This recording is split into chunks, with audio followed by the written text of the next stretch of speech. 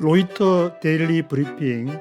오늘은 2025년 3월 6일자 소식을 전해드리겠습니다. 탑뉴스로 우크라이나에서 우크라이나 전쟁을 피해서 미국으로 이제 이렇게 피신한 우크라이나 사람들이 한 24만 명이 된다고 하는데, 이 사람들 이주민들을 신속 추방에 의해서 패스트 트랙 디포테이션이라고 이게 추방을 할 수 있다는 그런 내용이 올라와 있습니다. 그래서 이분들은 임시 법적 지위를 가지고 있는데 이것을 이제 취소할 계획이다. 추방 절차에 빠르게 돌입할 수 있게 될 것으로 보인다고 로이터 통신이 보도하고 있습니다. 이거는 기사 내용을 한번 이렇게 살펴보도록 하겠습니다. 다음은 브뤼셀에서 열린 정상 회의가 있는데, 유럽의 이제 지도자들이 모여서 트럼프가 더 이상 우크라이나 지원할 수 없다, 중단 조치를 발표하니까 지금 이제 유럽의 지도자들이 젤렌스키랑 이렇게 모여 가지고 우리가 지원을 좀 해야 될 거 아닌가, 그런 분위기가 있는데, 이제 가진 돈을 얼마나 이제 각출을 할 수 있냐, 그런 문제를 논의하고 있다고 얘기를 하고 있다. 이것도 기사 내용을 한번 살펴보도록 하겠습니다. 그래서 우크라이나 이미그런트들의 그 내용을 살펴보면은 이게 리보크, 취소를 하는데, 리갈 스테이터스를 리보크하는데 한 24만 명 정도가 지금 우크라이나 전쟁을 피해서 미국으로 피신을 해온 상태인데, 이 사람들이 디포테이션, 추방을 할 예정이다. 3월 6일자 소식으로 전하고 있습니다. 그래서 우크라이나는 24만 명이 미국에 지금 있는데, 이들에 대한 임시 법적 지위를 취소할 계획이고, 이 조치는 4월 중으로 예상이 된다고 하니까 한 달 뒤에 이거 우크라이나인들이 디포테이션, 추방이 될 예정이라는 것을 전하고 있습니다. 이제 어떤 분들은 트럼프가 젤렌스키하고 이렇게 싸우는 바람에 열받아가지고 트럼프가 그렇게 하지 않았나, 그렇게 생각하시는 분이 있지만 그게 아니고, 불화를 일으키기 전부터 우크라이나인에 대한 보호 조치에 계획된 철회가 진행 중이었다고 전하고 있습니다.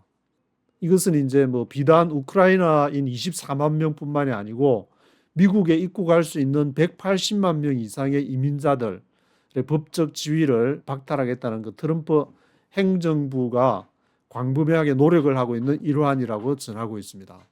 지난 1월 20일 날 트럼프 대통령이 취임할 때 이제 행정명령으로 서명을 한 사안이기 때문에 이번 달 안에는 약 53만 명의 쿠바인, 하이티인, 니카라과인, 베네수엘라인의 가석방을 취소할 계획이라고 합니다. 이들이 이제 미국에 오게 되면은 요 밑에 있는 기사에 보면 2년 동안에 일단 그 불체자라도 들어오면은 추방 절차를 하기 위해서 재판 절차를 거쳐야 되기 때문에 이제 그 사이에 어떻게 문제를 스테이터스를 해결할 수 있지 않을까, 그렇게 해서 엄청나게 많이 들어왔었는데, 신속 추방 절차, 패스트 트랙 디포테이션이라고 앞에 말씀드렸는데, 이 것으로 이제 추방이 될 예정이다.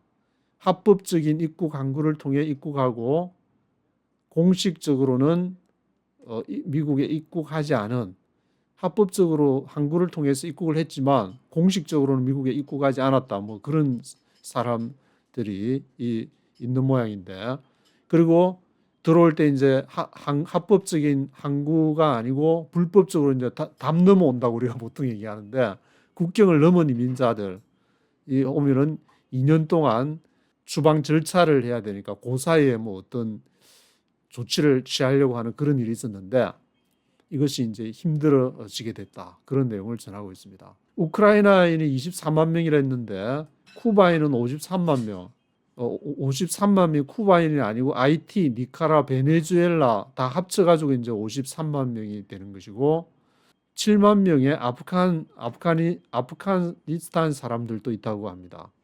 그리고 이 외에도 이제 100만 명의 이민자들이 CBP1이라는 그 앱이 있어가지고 이렇게 국경에 입국할 때 앱으로 해가지고 불법 입국했지만 이렇게 등록을 하면 추방 절차를 2년 동안 거쳐야 되는 그런 프로그램으로 들어온 사람들이 100만 명.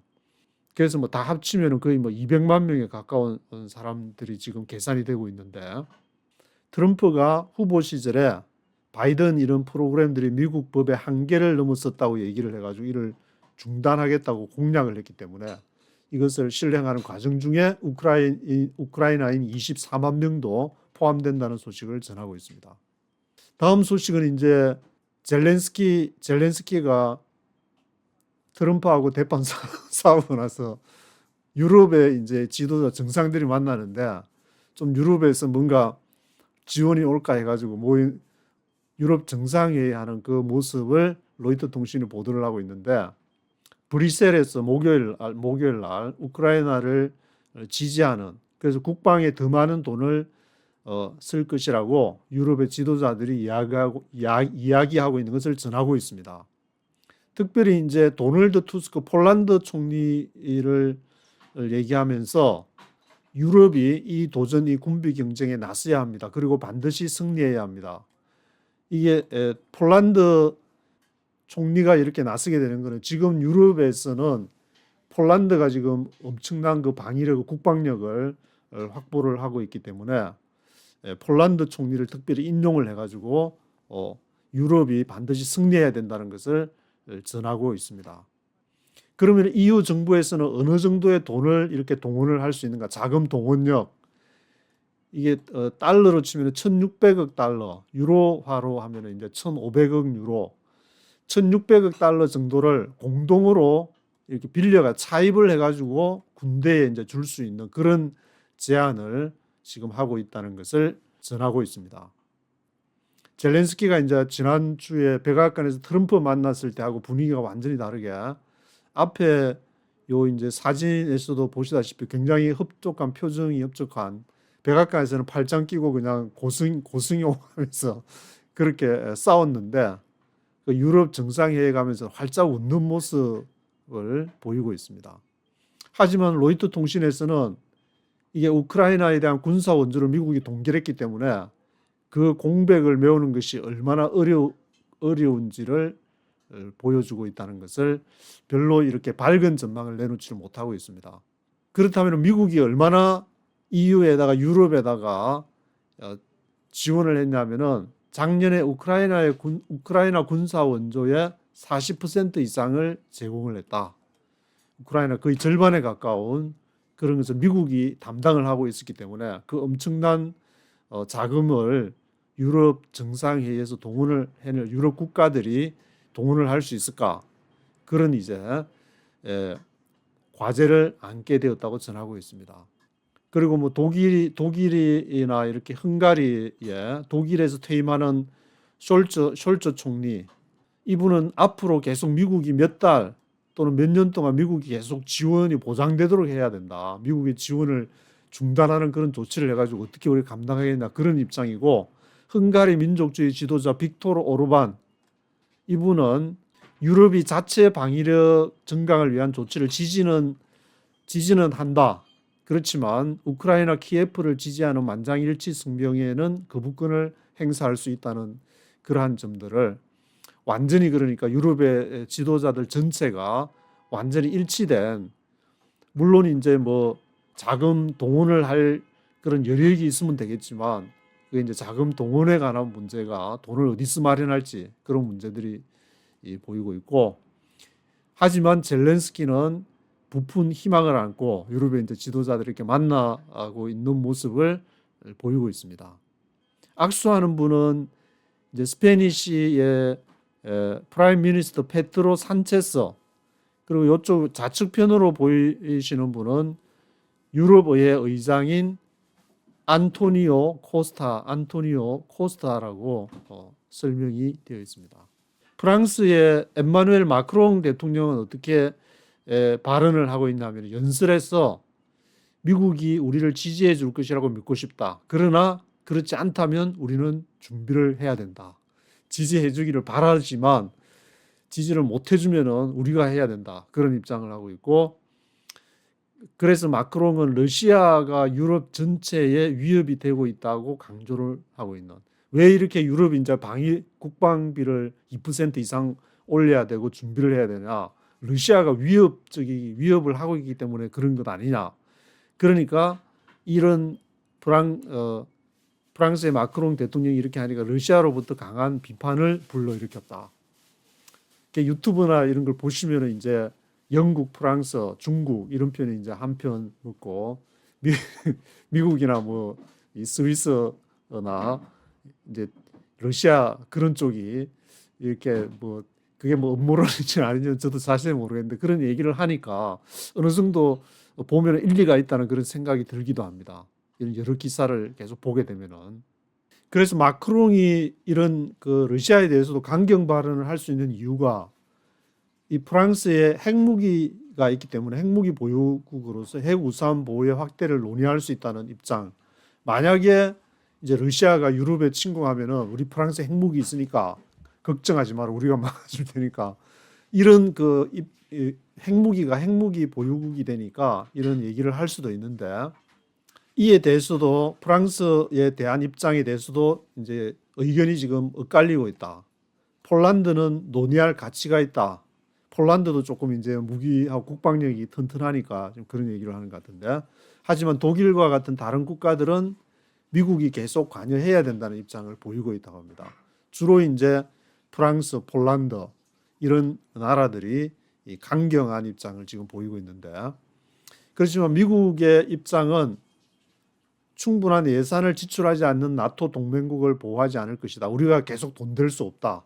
트럼프는 과거부터 그런 발언을 계속 해왔기 때문에 그리고 독일의 차기 정부를 구성하려는 이제 정당들 CDU나 뭐 독일 대한당 AfD 같은 그런 정당들이 국방비 지출을 위한 차입에 대한 헌법상의 제한을 해제하기로 합의했다고 합니다. 독일에서는 이제 법적으로 우리가 제한을 철폐했으니까 같이 한번 그래도 힘을 모아보자. 독일은 좀 이렇게 조심스러운 입장, 미국이 계속 관여를 하지만 우리가 할 거는 한편으로 우리가 할 거는 다 준비를 해야 되지 않나 그런 입장을 보이고 있다고 합니다. 다음은 카메라를 저 지중해 우측에 있는 가자 지구로 옮겨보도록 하겠습니다. 미국이 가자 지구에 억류된 미국인 인질들의 그 석방을 확보하기 위해서 하마스와 비밀 회담을 가졌다는 소식이 올라와 있습니다.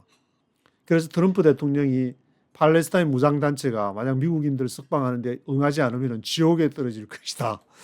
그렇게 아주 강한 발언을 하고 있고 이에 대해서 이제 하마스는 어떤 반응을 보이고 있냐면 트럼프가 이렇게 팔레스타인에 대해서 지옥에 떨어질 것이라고 위협하는 것은 베냐민 네탄야후 총리가 그 가자 지구의 휴전 협정을 하다가 1단계에서 이제 2단계로 넘어가지 못한 그런 상태인데 거기에 대해서 가자 지구에 대한 포위 공격을 강화하도록 그것을 지지하는 것 아니냐. 지지해주기 네탄야후를 지지하기 위해서 이런 발언을 하는 거 아니냐. 하마스는 그렇게 반응을 하고 있다고 전하고 있습니다. 이것은 이제 hell to pay라고 영어로는 hell to pay. 그리고 기타 뉴스에서는 아프가니스탄과 파키스탄 국민들이 다음 주부터 미국 입국이 금지된다. 미국에 이제 들어오지 말라고 아프가니스탄하고 파키스탄 국민들의 미국 입국 금지를 발표했다고 합니다. 그리고 다음은 멕시코 소식인데 이 멕시코에서 6천 명의 후보들이 이 자리를 놓고 다투는데 어떤 자리냐? 판사, 시한 판사, 이 판사 자리를 놓고 6천 명이 엄청난 경쟁으로 후보자들이 나와서 다툰다는 그런 내용이 올라와 있습니다. 여기 이름이 이제 카산드라 게리슨이라고 카르텔의 영향력을 행사하려고 이제 시도를 하면서 여기에 대해서 이제 판사와 치안 판사 자리를 놓고도 경쟁을 할 것이라 그러니까 안에 판사 그 중에서 6천 명 중에서 이쪽 편 저쪽 편이 있어가 자기 편을 아마 판사로 끌어들이기 위한 그런 싸움이 시작되는 것이 아닌가 그런 상상력도 이렇게 생기기도 한데 그리고 다음 소식은 한국 공군 소식이 올라와 있습니다. 포천에 이제 휴전선에 가까운 포천에서 군사 훈련 중에 한국 전투기가 민간 지역에 8개의 폭탄을 실수로 투하했다. 그래서 이것도 기사 내용을 잠시 한번 살펴보도록 하겠습니다. 여기 이제 폭탄이 떨어진 요 집이 완전히 파손이 돼가지고 폭탄 8발이 떨어졌는데 4발 비행기 2대에서 4발씩 해가지고 8발이 떨어졌다고 3월 6일자 소식으로 전하고 있습니다. 그래서 15명이 부상을 입고 주택과 교회가 파손이 되었다. 포천이 위치한 곳은 서울에서 북동쪽으로 한 25마일 40km 떨어진 곳에 이제 위치해 있는데, 그 당시에 한국 공군이 합동 실사격 훈련을 하고 있는데 KF-16 전투기, 한국에서 개발한 KF-16 전투기 두 대에서 발사된 이 225kg이라는 MK-82 폭탄, 이게 8개가 사정거리 밖으로 떨어졌다고 밝혔습니다.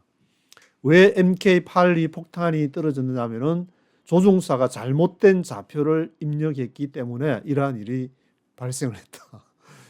KF-21의 조종사가 좌표를 잘못 입력했다.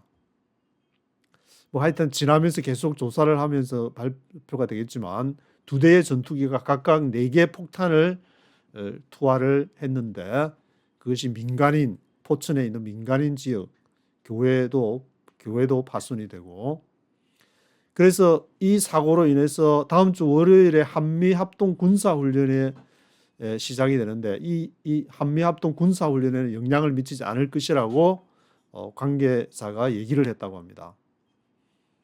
이것이 이제 집이 파손된 거 가까이에서 이렇게 보이는 모습입니다. 다음은 비즈니스 앤 마켓 소식인데, 이게 좀 비즈니스 마켓 소식 흐릿하니까 밝은 걸로 보시면은 ECB에서 이자율을 다시 내렸다고 인하했다는 그런 내용이 나왔습니다. 이 ECB는 유럽 센트럴 뱅커, 유럽 중앙은행을 말하는데, 유럽 중앙은행에서 지금 여기 빨간 원 표시에 있는 이것을 2.75%까지 이렇게 계속 인하를 하는데, 인하를 해가지고 유럽의 경기를 좀 부양을 하거나 경제를 활성화시키려고 하는 것이 이번이 아마 마지막이 될지도 모른다는 그런 내용으로 기사를 전하고 있습니다. 5번을 컷을 했다고 하는데, 왜냐하면은 요 앞에 이제 닥스 인덱스라고, 이 닥스는 독일의 한 40개 주요 기업들의 그 실적을 표시하는 건데, 이 인덱스가 2024년 4월부터 지금 여기까지 쭉 표시를 했는데, 이렇게 그나마 이렇게 쭉 이렇게 아주 그래도 이제 상승을 해오는 과정이었는데, 여기서부터 지금 이제 계속 상승해 갈지가 의문이다, 이런 예상을 내놓고 있습니다. 왜냐하면은 1년 동안에 30% 이상이 쭉 이렇게 상승을 해왔는데, 지금 앞으로는 어떻게 될지 모른다. 그래서 여기 표에 보시는 것처럼 5번을 컷을 해가지고 이자율을 인하를 해서 돈을 많이 풀고, 그 자금을 이제 뭐 공장에서나 기업에서 이렇게 잘 사용을 하면서 경기를 활성화시키고 무역도 이렇게 늘어나야 되는데, 그것이 조금 암울한 그런 전망이 나오고 있다, 그런 내용을 전하고 있습니다. 이 기사에서 보는 것처럼 유로 목요일에 다시 한번 금리를 인하했다고 해가지고 이미 인하를 해서 6월 이후에 6번째로 금리를 인한 유럽 중앙은행은 예금 금리를 2.5%로 인하했다고 그렇게 전하고 있습니다. 여기 이제 유럽 중앙은행의 중앙에 계신 분이 이제 라가르드 유럽 중앙은행 총재가 중앙에 이렇게 서 있으면서 같이 발표하는 모습을 보여주고 있습니다. 그래서 라가르드 유럽 중앙은행 총재는 금리 하락 방향이 분명하다는 거, 금리 하락할 수 있다고 얘기는 하지만 인하를 할지 또는 중단을 할지 두 가지 모두가 이제 가능성이 있다. 그래서 앞으로의 상황들이 우리가 분명하게 이렇게 하겠다는 식으로 할 수 없다는 점을 강조했다고 전하고 있습니다. 유럽 중앙은행 다음 내용을 보시면은 트럼프 대통령이 자동차 제조업체들의 여기 이제 캐나다, 멕시코에 대해서 25%의 관세를 한 달 동안 면제할 것이라고 발표했다. 당장에 때릴 것으로 생각을 했는데, 또 한 달 동안 면제할 거로 하고, 또 뭐 이렇게 실무자들이 계속 통화를 하고 있다 그러니까 어떤 선물 보따리를 미국에 안겨주느냐에 따라 가지고 한 달 연기, 또 보고 마음에 안 들면 또 때린다 그러고, 그런 식으로 계속 가는 건지 지켜봐야 될 것 같습니다. 그리고 중국 소식에 있어서는 리커창 총리가 지금 소비를 강조하고 있다. 중국이 유일하게 지금 이 경제를 타개할 것은 소비인데 디플레이션과 장기적인 전투를 계속하게 될 것이다. 소비를 그동안에 이제 중국이 이렇게 많이 관심을 가진 거, 투자에 많이 관심을 가져가지고 뒤에 표가 하나 나오는 것 같은데 그 투자에 관심을 가지고 소비 여력은 좀 이렇게 부족하기 때문에 이걸 어떻게 지금 돌파해 나가느냐 그런 문제가 있다고 얘기를 하고 있습니다. 이 표가 이제 월드뱅크에서 2024년 9월 27일자로 발표한 표인데 중국의 Household Consumption Expenditure 중국의 이제 가계 그 소비에 대한 부분이 좌측이고 투자에 대한 그 부분이 나와 있는데 가계 소비는 계속 이렇게 내려가 가지고 2024년이 이제 맨 요 끝이니까 그 37%의 전체 GDP 중에서 37%에 달하는데 이제 42%가 전체 자본 그 투자에 대한 그 부분이 42%로 나오니까 이 가계 소비를 이렇게 끌어올려야 되는 그런 상황이에요. 다른 데는 다 높은데 중국은 이게 굉장히 낮으니까 이게 문제다는 그런 점을 로이터 통신에서 지적을 하고 있습니다. 그리고 로이터 통신에서 백악관 문서를 인용을 하면서 지금 이제 중국이 1,500달러 규모의 글로벌 해상 운송 이 사업을 하고 있는데 이것을 영향력을 줄일 계획이다. 그래서 일부 해운 회사들이 홍콩에서 조심스럽게 사업을 지금 철수를 하고 선박 국기 등록에서 제외를 시킨다. 그 국기를 달면은 아마 뭐 이제 중국과 어떤 중국 당국과 당국이 선박을 징발하거나 미국과 중국의 갈등으로 인해 미국의 제재를 받을 수 있다는 우려 이런 그 이유들을 인해 가지고 홍콩에서 조심스럽게 사업을 철수를 하고 있다. 백악관 문서에서는 앞으로 이제 중국에 대해서 이 해운 글로벌 해상 운송에 대해서 그것을 이제 좀 이렇게 손을 볼 예정이다. 그런 분위기로 기사를 전하고 있습니다. 그래서 이번에 파나마 운하도 이제 그런 일련의 그런 계획 중에 하나가 아닌가 그런 생각이 들고 있는 상황입니다. 여기 이제 영어로 한번 이렇게 보시고 그리고 요 그래픽은 이제 아프리카 콩고 민주공화국 이쪽이 콩고 민주공화국인데 이 빨간 표시를 낸 거는 이제 르완다 반군이 지금 점령한 지역. 여기 영어로 이제 Controlled by M23 반군이라고 되어 있는데 이 M23 반군이 이쪽 장악한 지역에 어떻게 지하 자원이 이 부근에 이제 분포가 되어 있고 그리고 콩고 민주공화국과 르완다 이 지역 사이에서 싸움이 어떻게 일어나는지 이것이 이제 이발빙되고 진화를 하고 있다. 싸움이 지금 커지고 있는데 와이더 리저널 워 아주 넓은 지역의 전쟁으로 지금 번지고 있다는 그런 소식을 전하고 있습니다. 그래서 이 소식은 전체를 제가 한번 쭉 이렇게 정리를 해서 한번 소개를 해드리면 좋겠다는 생각이 드는데 굉장히 자세하게 지하자원 분포라든지 현재 반군 상황이라든지를 아주 조사를 많이 해가지고 발표를 했다는 그런 생각이 들고 있는 그런 기사를 전하고 있습니다.